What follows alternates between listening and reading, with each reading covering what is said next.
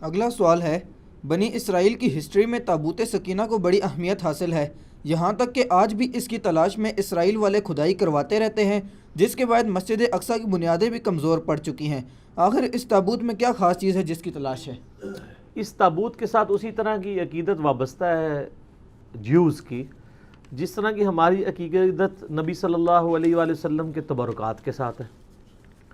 تابوت سکینہ میں سیدنا موسیٰ علی نبینا و علیہ الصلاۃ والسلام اور سیدنا ہارون علی نبینا و علیہ الصلاۃ والسلام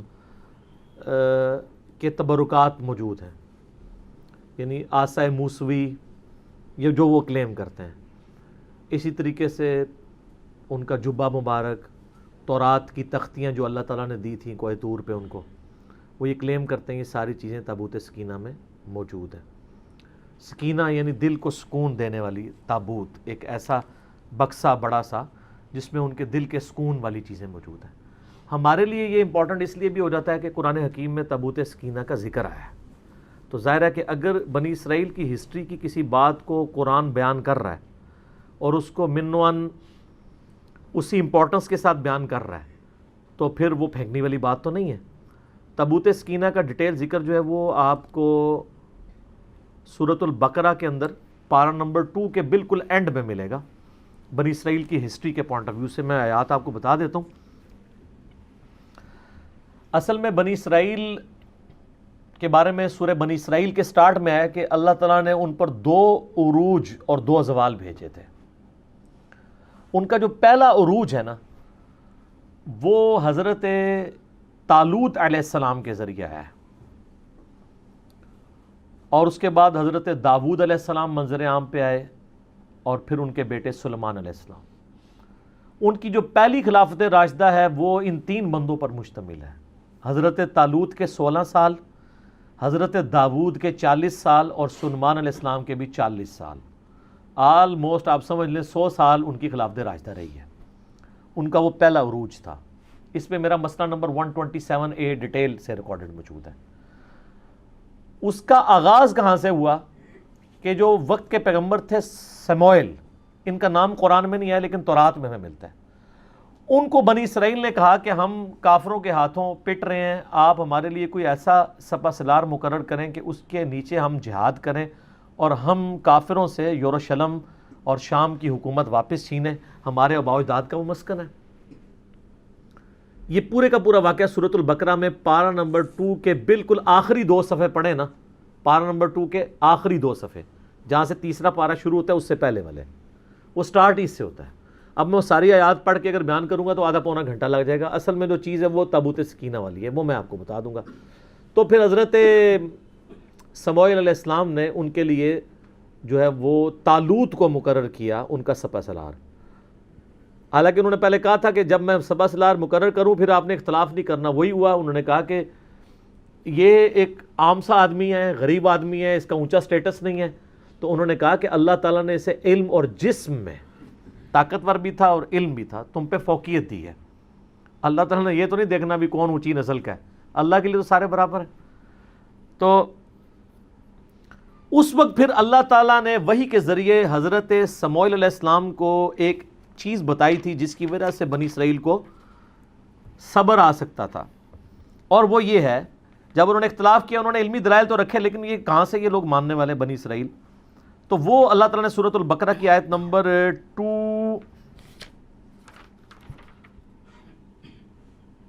233 آن ورڈ نا، یہ پورا سلسلہ سٹارٹ ہو رہا ہے 43 پارہ نمبر 2 کے اینڈ پہ، الم تر الی الذین خرجوا من دیارہم وہم الوف۔ اس کے بعد آگے جا کے آتا ہے وقال لهم نبیہم، اور ان کے پیغمبر نے ان سے کہا، یعنی سموئیل کا نام یہاں پہ نہیں آیا، وہ آپ کو تورات سے ملتا ہے، اولڈ ٹیسٹمنٹ سے۔ ان اللہ قد بعث لکم طالوت ملکا، کہ بے شک اللہ نے طالوت کو تمہارے لیے بادشاہ مقرر کیا ہے۔ اچھا، اس سے ملوکیت بھی لوگ ثابت کرتے ہیں، اور بھائی طالوت کو بادشاہ اللہ نے مقرر کیا تھا، بنو امیہ اور بنو عباس کے لوگوں کو اللہ نے نہیں مقرر کیا تھا۔ وہ تو مسند ابی یعلا میں حدیث ہے صحیح سند کے ساتھ، نبی علیہ السلام نے اپنی وفات سے چند دن پہلے خواب میں دیکھا کہ بنو مروان کے بندر میرے ممبر پر کود رہے ہیں، اور ابو ہریرہ کہتے ہیں پھر آپ علیہ السلام اپنی وفات تک مسکرائے نہیں۔ ان حکمرانوں کو تو نبی علیہ السلام بندر کہہ کے گئے ہیں. ان کی ملوکیت قرآن سے ثابت کرتے ہیں بھئی یہ اللہ نے بادشاہ مقرر کیا تھا, داؤد کو اللہ نے بادشاہ مقرر کیا تھا. یہ دو ڈیفرنٹ چیزیں. کیونکہ اسی کی تفسیر میں نا وہ سعودیہ والا جو قرآن ہے نا, صلاح الدین یوسف والا, انہوں نے اس میں سے یہ تحریف ہر بندے نے کی ہے تفسیر میں, یہ ذہن میں رکھیے گا. اپنی اپنی نوکری سب نے سیدھی کی ہوئی ہے. اگر بریلویوں نے ڈنڈیاں ماری ہیں تو اہل حدیثوں نے بھی ماری ہیں, دیوبندیوں نے بھی ماری ہیں, شیعہ نے بھی ماری ہے. ہم نہیں مارتے. کیوں؟ کیونکہ نام ہے بابی, نام ہے بابی, میں ہوں مسلم, علمی کتابی. اچھا جی. قالوا انا یکون لہ الملک علینا ونحن احق بالملک, وہ کہنے لگے یہ ہم پہ کیسے بادشاہت کر سکتا ہے جبکہ ہم زیادہ حقدار ہیں. ولم یؤت سعہ, جبکہ اللہ تعالیٰ نے اسے کوئی وسعت نہیں دی, من المال, مال میں سے. قال ان اللہ اصطفاہ, انہوں نے کہا اللہ نے چنا ہے. یہ بنو امیہ بنو عباس کو اللہ نے نہیں چنا, ان کو اللہ نے چنا ہے. علیکم, تم پر. وزادہ بسطۃ فی العلم والجسم, اور دیکھو اس کو کشادگی دی ہے تم پر علم اور جسم کے ذریعے, طاقتور بھی ہے علم والا بھی, یہ کرائٹیریا ہے. واللہ یؤتی ملکہ من یشاء, اللہ جسے چاہتا ہے اپنا ملک دیتا ہے. واللہ واسع علیم, اللہ تعالیٰ وسعت والا علم والا ہے. وقال لهم نبیہم, پھر ان کے نبی نے ان سے کہا, ان آیت ملکہ, بے شک اس کی جو حکمرانی کی نشانی یہ ہے, یعنی یہ اللہ کی طرف سے اللہ کی تائید طالوت کو حاصل ہے, اس کی نشانی یہ ہے, این یاتیکم التابوت, کہ تمہارے پاس وہ تابوت آ جائے گا واپس, فیہ سکینہ, جس میں تمہارے لیے دل کا سکون ہے. یہ تابوت سکینہ کا لفظ یہاں سے لیا ہے, من ربکم, تمہاری طرف, تمہارے رب کی طرف سے. وبقیۃ مما ترک آل موسیٰ و آل ہارون, جس کے اندر موسیٰ علیہ السلام اور ہارون علیہ السلام کے چھوڑے ہوئے یعنی تبرکات آپ کہہ لیں اس کو, یا اس کے یعنی باقیات موجود ہیں. تحملہ الملائکہ, اس کو اٹھائے ہوئے آئیں گے فرشتے. ان فی ذلک لآیۃ لکم ان کنتم مؤمنین, اس میں اللہ تعالیٰ کی طرف سے تمہارے لیے نشانی ہوگی اگر تم واقعی سچے ایمان لانے والے ہو. کہ یہ جسٹیفائی کر دے گا, وہ تابوت سکینہ ان سے چھین چکا تھا, کیونکہ کافروں نے جب ان پہ قبضہ کیا وہ تابوت بھی ساتھ اٹھا کے لے گئے. ان کا انہوں نے اتنا سنبھال کے رکھا ہے وہ قیمتی چیز ہے. جس طرح آپ کا وہ کہتے ہیں نالائن شریف چوری ہو گئے بادشاہی مسجد سے, 14-15 سال ہو چکے ہیں, تو وہ اٹھا کے لے گئے. اب اللہ تعالیٰ نے نشانی ظاہر کرنی تھی, تو وہاں پہ اللہ کا کرنا کیا ہوا, یہ آپ کو ڈیٹیلز پھر اسرائیلی روایتوں میں ملیں گے. وہاں پہ کافروں کے ہاں طاعون کا مرض, پلیگ کی وبا پھیل گئی, طاعون کی, اس میں لاکھوں لوگ مرتے تھے. تو ان کو ان کے بڑے بزرگوں نے, نجومیوں نے, انہوں نے کہا کہ یار یہ جو تم لوگ تابوت اٹھا کے لے آئے ہو نا, اس کی نوست پڑی ہے تم پہ, تو اس کو تابوت کو نا اس سے جان چھڑاؤ, یہ اس کی وجہ سے یہاں پہ طاعون کا مرض پھیلا ہے. تو انہوں نے ایک بڑا سا گڈھا لیا, اس کے آگے 2 بڑے بیل باندھے, اس پہ وہ بڑا سا وہ تابوت رکھا. اور یہ 10 کمانڈمنٹس فلم بنی ہوئی ہے ہالی ووڈ کی, انہوں نے اس میں فلمائی ہوئی چیزیں, اس کے اوپر انہوں نے اس کو لاد کے ہانک دیا. اور وہ جناب وہ اب بیلوں کو ساتھ انہوں نے بندہ شندہ اٹیچ کر دیا. بعد میں وہ بیل بھی انہوں نے چھڑوا کے ایک جگہ پہ اس کو کر دیا. اب واللہ عالم وہ یعنی فرشتے ہی ان بیلوں کو ہانک کے اس طرف لے کے آئے. بل قرآن تو کہتے ہیں نا فرشتے اٹھائے ہوئے لائیں گے, این ممکن ہے کہ یعنی فرشتے اس کو ہانک کے لائیں, فزیکلی فرشتے نہ ان کو نظر آئے ہوں, کیونکہ وہ تو بنی اسرائیل ہمیشہ کہتے تھے ہم نے فرشتے دیکھنے ہیں, فرشتے انہوں نے دیکھے. بلکہ نشانی ظاہر ہوئی کہ وہ تابوت سکینہ ان کے پاس واپس آ گیا, ان کو یقین آ گیا اچھا اب ہمارے پاس تبرک آ گیا, اونٹتے اسی جنگ جیتی گئی. پہلے تو وہ ڈرپوک ہوئے تھے, ویسے بعد میں بھی ڈرپوک ہی رہے, صرف 313 لوگ ہی ساتھ رہے, بخاری میں آتا ہے صرف 300+ لوگ. ہمارے غزوہ بدر میں بھی صحابہ کرام کی تعداد 313 تھی, اور ان کے غزوہ بدر میں جو طالوت اور جالوت کی جنگ ہوئی تھی, تو اب یہ طالوت کے مقابلے پہ جالوت فوج لے کے آیا. آپ کو تورات میں گولیت اس کا انگلش میں نام ملے گا, جالوت. اتنا اونچا اس کا قد تھا, باقی بنی اسرائیل کے فوجی تو بمشکل اس کی پنڈلیوں تک آتے تھے, اتنا اس کا قد تھا.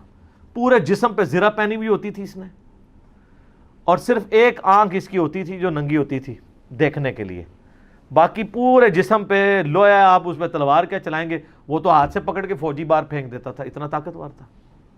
تو حضرت داؤد علیہ السلام اس وقت ان کی عمر ہارڈلی 16-17 سال تھی. یہ گڈریے تھے, یعنی بھیڑ بکریاں پالا کرتے تھے بچپن سے, چونکہ ان کا یہ ایک ذریعہ تھا. ان کے پاس ایک گوپیا ہوتا تھا, یہ ساری ڈیٹیل آپ کو تورات میں اسرائیلی روایتوں میں ملے گی. گوپیا اس طرح ہوتا تھا کہ جیسے آپ یہ گلیل ہوتی ہے نا، اس میں آپ یوں پھینکتے ہیں.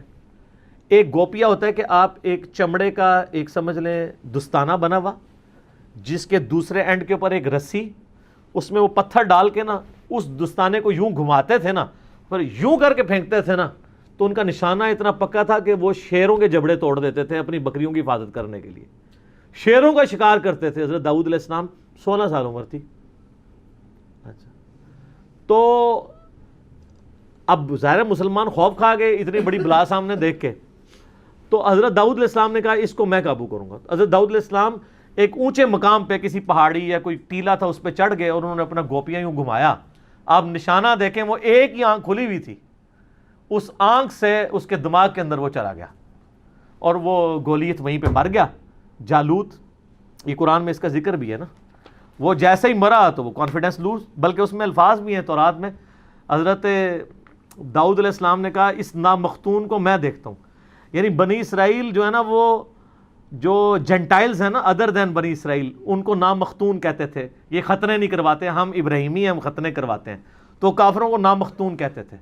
کہتے میں اس نامختون کو دیکھتا ہوں. پھر اس میں اب آپ دیکھیں نا، اس میں اللہ تعالیٰ نے ذکر بھی کیا ہے نا، انہی آیات میں آگے چل کے آتا ہے کہ اللہ تبارک و تعالیٰ نے کس طریقے سے وَقَتَلَ دَاوُودَ جالوت، قتل کر دیا داود نے جالوت کو. وَآتَاهُ اللَّهُ الْمُلْكَ وَالْحِكْمَةَ، تو اللہ نے ان کو بادشاہت اور حکمت. وَعَلَّمَهُ مِمَّا يَشَاءُ، اور اپنے علم میں سے جو چاہا سکھا دیا. یعنی پھر حضرت داؤد علیہ السلام منظر عام پہ آ گئے. وہ تو پھر سمجھ لیں آپ مین آف دا میچ قرار پائے نا اس پوری جنگ کے. تو پھر حضرت جو طالوت تھے، جو آرمی چیف تھے، انہوں نے اپنی بیٹی کی شادی کر دی حضرت داود کے ساتھ. 16 سال تک حضرت طالوت پھر مسلمانوں کے حکمران رہے. جب وہ فوت ہوئے تو ان کے سکسیسر پھر بنے حضرت انہی ساری چیزوں کو تو وہ پلی لیتے ہیں نا شیعہ بھی. وہ کہتے ہیں حضرت طالوت کا داماد جو ہے وہ سکسیسر بنا ہے تو مولا علی کو بھی بننا چاہیے تھا. دوسری وہ دلیل اس سے لیتے ہیں کہ دیکھیں قرآن نے کرائٹیریا بتایا ہے کہ کرائٹیریا کسی بندے کا عمر میں بڑا ہونا نہیں ہے، علم اور جسم میں. تو وہ کہتے ہیں حضرت علی بہادری میں بھی باقی اصحاب سے زیادہ تھے اور علم میں بھی زیادہ تھے، تو حضرت علی کا حق بنتا تھا. یعنی وہ دلائل قرآن سے بھی پکڑتے ہیں. یہ میں نے ضمناً ذکر کیا، میں اب اس ٹاپک کو اناٹینڈڈ چھوڑ رہا ہوں. تو وہ سیم یہ والی آیات ہی پڑھ رہے ہوتے ہیں. تو حضرت طالوت کے داماد حضرت داؤد علیہ السلام، پھر وہ 40 سال مسلمانوں کے حکمران رہے. پھر ان کا بیٹا آگے سے حضرت سلیمان ابن داود، وہ 40 سال مسلمانوں کے حکمران رہے اس وقت، یعنی جو مسلمان تھے. تو اس میں یہ وہ تابوت سکینہ کا ذکر ہے. باقی ظاہر تبرکات سے ہمیشہ سے انسانوں کو عقیدت رہی ہے، اور یہ تبرکات کی عقیدت کو بری چیز نہیں ہے اگر وہ جینون ہو. یہ صحیح وسیلہ شخصی ہیں، یہ بات یاد رکھیے گا، یہ صحیح وسیلہ شخصی ہے. صحیح بخاری کے اندر حدیث ہے نا کہ ام سلمہ کے پاس کچھ اصحاب آئے تو انہوں نے ان کے پاس آبزرو کیا کہ محلے والے ان کے پاس برتن پانی کے بھیجتے ہیں. تو انہوں نے نبی علیہ السلام کا ایک بال مبارک ایک ڈبیا سے نکالا اور اس ڈبیا کو کہ وہ اس بال مبارک کو اس پانی کے لیے جو برتن تھے اس میں گھول کے تو وہ محلے والوں کو واپس کرتے تھے. تو وہ صحابی نے جب پوچھا تو ام سلمہ ہماری ماں نے، ام المومنین نے کہا کہ نبی علیہ السلام کا یہ بال مبارک ہے میرے پاس، اور ہم اس کا دھون مریضوں کو شفا کے لیے پلاتے ہیں. ان کوئی مریض ہوتا ہے میں اس کو گھول کے دیتی ہوں، شفا ہو جاتی ہے. یہ صحیح بخاری میں ہے سر، یہ کوئی کہانی شریف نہیں ہے، بخاری شریف ہے. لیکن واقعی جینون اگر بال مبارک. صحیح مسلم میں ہے کہ اسما بنت ابی بکر نے نبی علیہ السلام کا ایک کالا کسروانی طیالسی جبہ نکالا. کسروانی طیالسی کہتی کالے جبے کو تھے، جو پرشین امپائر کا، فارس کا، جس طرح سندھی اجرک کو ریڈ کہنے کی ضرورت نہیں، وہ ریڈ ہی ہوتی ہے. اور کہا کہ یہ نبی علیہ السلام پہنتے تھے اور ہم اس کا دھون مریضوں کو شفا کے لیے پلاتے ہیں. یہ مسلم شریف میں حدیث ہے. اس میں اسما بنت ابی بکر کہتی ہیں کہ نبی علیہ السلام پہنتے تھے، پھر حضرت عائشہ کے پاس رہا، اور جب میری بہن عائشہ مرنے لگی تو میں نے وفات کے ان سے یہ لے لیا تھا. تو نبی علیہ السلام کے تبرکات سے صحابہ وسیلہ حاصل کرتے تھے. تابوت سکینہ کا ذکر بھی قرآن میں موجود ہے. بس اب اس کے آگے جو صفرے لوگوں نے لگانے شروع کیے نا کہ کچھ کرنے کی ضرورت نہیں ہے، بس تبرکات پہ ہی چلتے رہو، نہ نماز پڑھنے کی ضرورت ہے، نہ کوئی اور کام کرنے کی ضرورت ہے. تو سر پھر تبرکات، جن کے پاس کعبہ تھا وہاں پہ بھی جب برے کام آئے ہیں تو اس تبرک نے کوئی فائدہ تو نہیں دیا. جس سرزمین میں خانہ کعبہ اور مدینہ شریف سے بڑے کو تبرکات ہیں، جہاں ہمارے نبی علیہ السلام اور ان کے جانسار صحابہ اور اہل بیت کی قبریں ہیں، ان کی جسم دفن ہے. آپ دیکھ رہے ہیں وہاں پہ، کل میں وہ ٹی وی پہ دیکھ رہا تھا، اور رات فتح علی نے بھی، اور وہ خبروں میں سن رہا تھا، اور پتہ نہیں کون کون سے آپ کے موسیقار وہاں پہ جا کے وہ جو ہے وہ راتیں لوگوں کی برباد کر رہے ہیں ادھر جا کے. وہاں پہ کلب کھل گئے ہیں، سب کچھ ہونا شروع ہو گیا. تو وہ برکتوں کا تو کوئی فائدہ نہیں. دنیا بقدر ایفرٹ ہے، برے کام کریں گے نتائج آخرت میں بھگتیں گے، دنیا میں بھگتے نہ بھگتے. دنیا میں اللہ نے آپ کے ذمہ کیا کہ آپ نے دین کو اسٹیبلش کرنا ہے. تو تبرکات کا فائدہ تبھی ہے جب کرتوت بھی ٹھیک ہوں، ورنہ تبرکات سے کچھ بھی نہیں ہوگا. ہاں کرتوت ٹھیک ہوں، تبرکات کا وسیلہ ضرور پیش کریں آپ، اس کا فائدہ ہوتا ہے. لیکن جو جعلی تبرکات ہیں نا سر، ہم ان کو نہیں مانتے. یہاں تو نبی علیہ السلام کو چھوڑتے ہی انہوں نے بزرگوں کے تبرکات بنائے ہوئے ہیں. آپ کشف المحجوب میں ابو الحسن خرقانی والا چیپٹر کھولیں ہیں تذکرۃ الاولیاء میں، وہ کہتے ہیں جی بازید بستامی جو ہیں وہ خلیفہ ہیں امام جعفر صادق کے، اور ابو الحسن خرقانی خلیفہ ہیں بازید بستامی کے. اور کہتے ہیں محمود غزنوی نے جب یہاں پہ حملہ کیا تو وہ اس کے حملے ناکام ہوتے تھے، تو ابو الحسن خرقانی کا کرتا اس کے پاس موجود تھا. ایک دن اس نے کرتا پکڑ کے اس کرتے کے وسیلے سے دعا کی تو محمود غزنوی کو فتح ہو گئی. سبحان اللہ. اچھا، وہ کہتے ہیں فتح ہو گئی تو رات کو ابو الحسن خرقانی خواب میں آئے. انہوں نے کہا تو نے میرے کرتے کی اتنی کم قیمت لگائی ہے، ذرا گال سننی کہانی. میں تے کہانی جتھے بھی لبے گی تو میں کٹ کے برے ماراں گا. یہ بریلوی دیوبندی دونوں تذکرۃ الاولیاء چھاپ رہے ہیں. نقشبند سلسلے کے بابا جی ہیں ابو الحسن خرقانی، بازید کے خلیفہ. تو ان کا حضرت کیسے، ان کا تو اگر یہ کرتا پکڑ کے یہ کہتا نا کہ قیامت تک اس سرزمین پہ کوئی کافر نہ بچے، سارے مسلمان ہو جائیں، تو اس کرتے کی برکت سے سارے مسلمان ہو جاتے ہیں. یار یہ اگر کہانی چلتی تھی تو اسما بنت ابی بکر جو کالا تیالسی جبہ نکال رہی ہیں، جو صحیح مسلم میں آتا ہے، تو یہ قادسیہ اور یرموک لڑنے کی صحابہ کو ضرورت کیا تھی؟ قادسیہ میں رسول اللہ کا کرتا لے جاتے اور دعا کرتے، وہ سارے مسلمان ہو جاتے. اگر نبی کے کرتے سے نہیں ہو رہے تو آپ کے بنائے ہوئے جو آپ نے خود نام دے دیے ان بزرگوں کو، ان کے ناموں کے ساتھ تبدیلیاں آ جانی ہیں. وہ جی وہ بازید بستامی جو ہے نا، وہ ہر وقت چہرے پہ نقاب رکھتے تھے، کیونکہ جس گلی سے گزر جائیں لوگ دیکھ کے کلمہ پڑھ لیتے تھے. ہاں اور سارا سی یہ کہانیاں خود سناندے رہے. ہاں اچھا، اس کا مطلب وہ لوگوں کو مسلمان مرنا نہیں دیکھنا چاہتے تھے.